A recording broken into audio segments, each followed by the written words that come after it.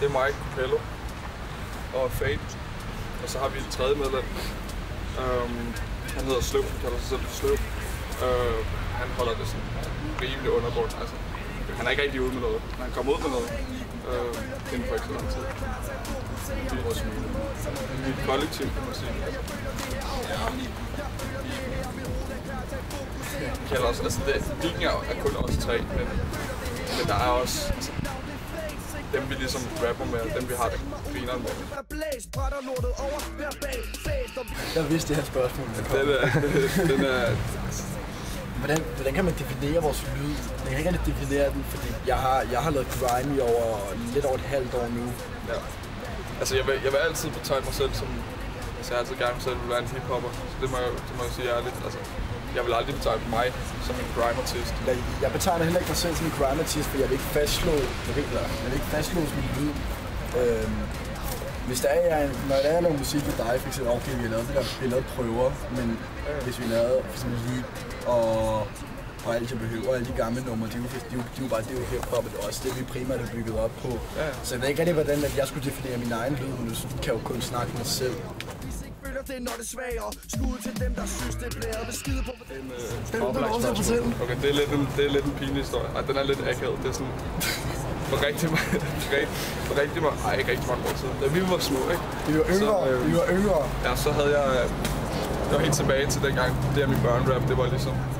Det var fandme det fedeste. 13. Ja, så MSN. Det gamle der, før Facebook. Kom til, så havde jeg prøvet at finde Daniel, fordi Daniel havde været med i det med børnerap dengang. Var det ikke 2007 eller noget? Ja. Så ville jeg jo gerne have nogle råd fra ham. Jeg havde hørt, at der var en rapper i mit område.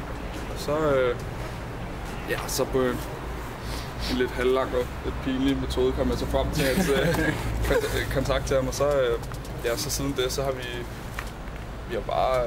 Så aftalte vi jo at lave et nummer sammen. Ja. Og så lige siden, så lavede vi 3 numre, så begyndte vi at få nogle shows. Og så kunne vi ikke gå rundt og hedde Fade og Dude Plan C på det tidspunkt. Så kom det der logikken bare til os. Så ja.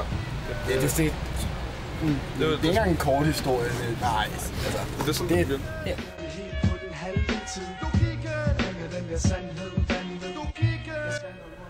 Nej, det vil jeg ikke sige, fordi jeg ved ikke, der er så mange. Jeg tror, der er mange, der kan relatere til. Man har spillet fodbold som mindre, og man har ligesom... Jeg kan fastslå det, jeg ikke gjort. Okay, han har ikke spillet fodbold. Basket. Ja, okay. Det var også lidt mere... Lidt mere street, vil jeg sige. Street. Ja. Jamen, det kom senere hen. Det er jo noget fedt at beskæftige sig med. Altså, man har jo altid set op til, da man var 8 og sådan, så man op til med dem og sådan noget der. Ja. Og altid haft en drøm om, du har været ligesom dem, men så kommer man bare videre og begynder at lave sit eget. Jeg kan tydeligt huske dengang, hvor det gik fra, at man hørte musik, så hørte man bare musikken som en helhed, til hvor at, når man selv begyndte at lave det, så lyttede man efter teksterne. Lige præcis. Så man ligesom hører altså, små lyde, der ligesom er interessant, ikke? Jo. Men det er, altså primært så, jeg tror først fra min side af, det var for 1,5 til 2 år siden, at jeg begyndte at tænke, okay, det synes jeg var så skide fedt, det skal jeg lave der. Og bare fordi det er skide sjovt, jo. Det er så godt. Det er sjovt. Haha. Ikke de typer, som der tænker for meget over ting, for hvis du gør det, bliver det et helt dag. Hvordan fandt du på navnet Fade, og hvordan fandt du på navnet Copello? Du kan bare starte. Fade. Jeg ved det faktisk ikke. Det kom bare sådan til mig sådan pludseligt. Der er ikke rigtig nogen mening bag mit navn. Det er bare lige det var fordi, at jeg tror bare, det var de 4 bogstaver. Jeg synes selv, det lyder godt. Det ligger sgu meget godt. Ja, altså, der er ikke nogen mening bag det. Jeg synes bare, det lyder fedt. Ja, jeg hedder Copello, fordi det var noget af mine oldefædre, de besluttede sig for, at de skulle hedde, tror jeg.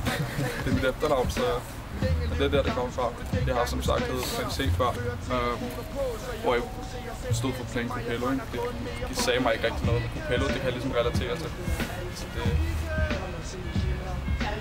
Der er mere mening i dit navn. Det står for noget, jo ikke? Altså, Ja. på en eller anden måde står det for et eller andet. Bare ikke fundet ud af, hvad det er endnu. Bringer den der sandhed